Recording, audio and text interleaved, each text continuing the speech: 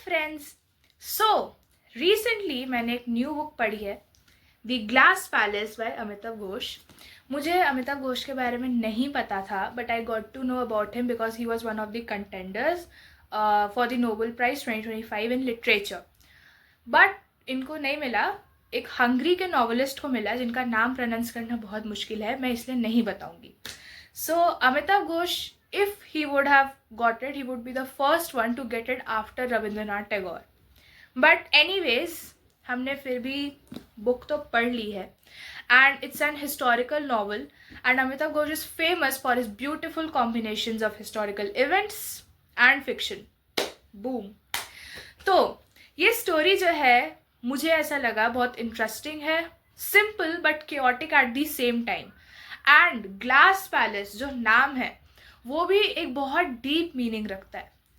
तो मैं कोशिश करती हूँ इस केओटिक स्टोरी को थोड़ा सिंप्लीफाई करने के लिए, बट इट्स एक्चुअल में बहुत टफ है एक एक पेज के इमोशन को बताना 5 मिनट में। फिर भी स्टार्ट करते हैं।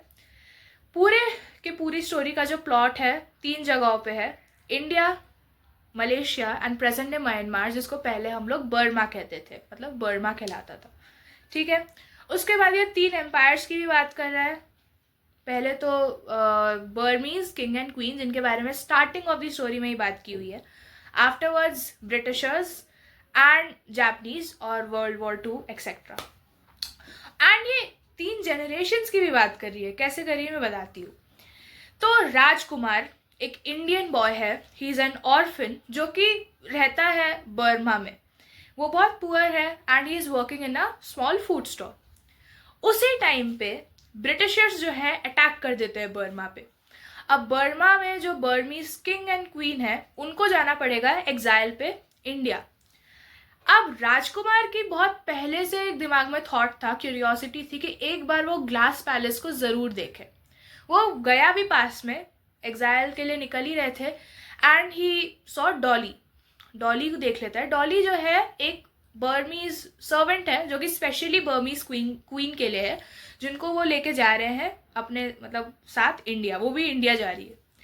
अब जो राजकुमार है he really admires Dolly, but फिर भी उनके रास्ते अलग अलग हो जाते हैं। राजकुमार बर्मा में है एंड डॉली जो है चली जाती है इंडिया। बट स्टिल वो दिमाग में फिट था राजकुमार के, डॉली उसको याद थी। अब कहानी में ट्विस्ट कैसे आ जाता है कि जो राजकुमार है वो बहुत सक्सेसफुल हो जाता है, रिच हो जाता है, वो मर्चेंट बन जाता है टीक वुड और रबर का, एंड वो मतलब अच्छा खासा रिच हो जाता है। अब उसके दिमाग में क्योंकि डॉली है तो वो उसे ढूंढ निकालता है, इंडिया जाता है एंड उनकी शादी हो जाती है। अब यहाँ से वो 3 जनरेशन्स वाली बात आती है, because they have got married. अब उनकी स्टोरी, उनके बच्चों की स्टोरी, उनके बच्चों के बच्चों यानी कि उनके ग्रैंड चिल्ड्रन की स्टोरी होती है कि कैसे उनकी लाइफ अफेक्ट हुई बाय डिफरेंट एम्पायर्स, उनका rise and fall, colonial period of मतलब एशिया का जो चल रहा था, इंडिपेंडेंस। अब उसी यहीं पे कहानी जो है बहुत ज़्यादा क्योटिक हो जाती है, क्योंकि ऑर्डिनरी लोगों की लाइफ एक्सपीरियंसेस की बात है, नॉट अबाउट द एम्पायर्स। क्योंकि एम्पायर्स का तो राइज एंड फॉल चलता गया, कॉलोनियल पीरियड में ब्रिटिशर्स का राइज हुआ, फॉल हुआ, फिर जापानीज आ गए, and this whole story throughout talks about migration, colonial period, कैसे इधर से उधर लोग हो गए। 3 जगहों के मैंने नाम भी लिए थे। उसके बाद किंगडम्स। अब यहीं पे इस सब केओस के बीच में आता है दी glass palace.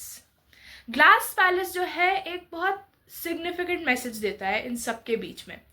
It actually showcases the fragile nature of power, कैसे राइज हो जाता है, कैसे फॉल हो जाता है, कितना भी ग्रैंड सक्सेस क्यों ना हो। अब देखो 3 डिफरेंट एम्पायर्स ही है ना, एक तरीके से डिफरेंट किंगडम्स है, डिफरेंट रूल करने वाले लोग हैं, बट फिर भी अगेन दूसरा आ गया।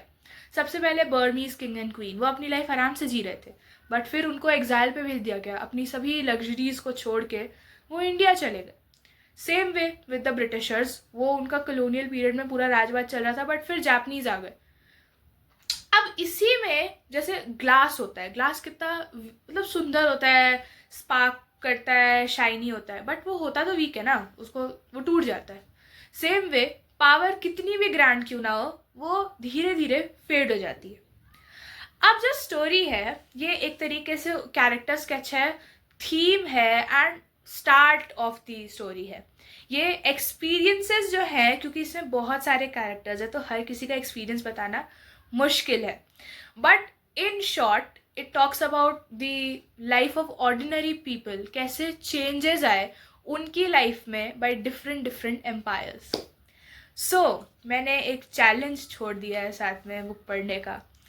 Hope you learn something new today. Bye bye and please read it.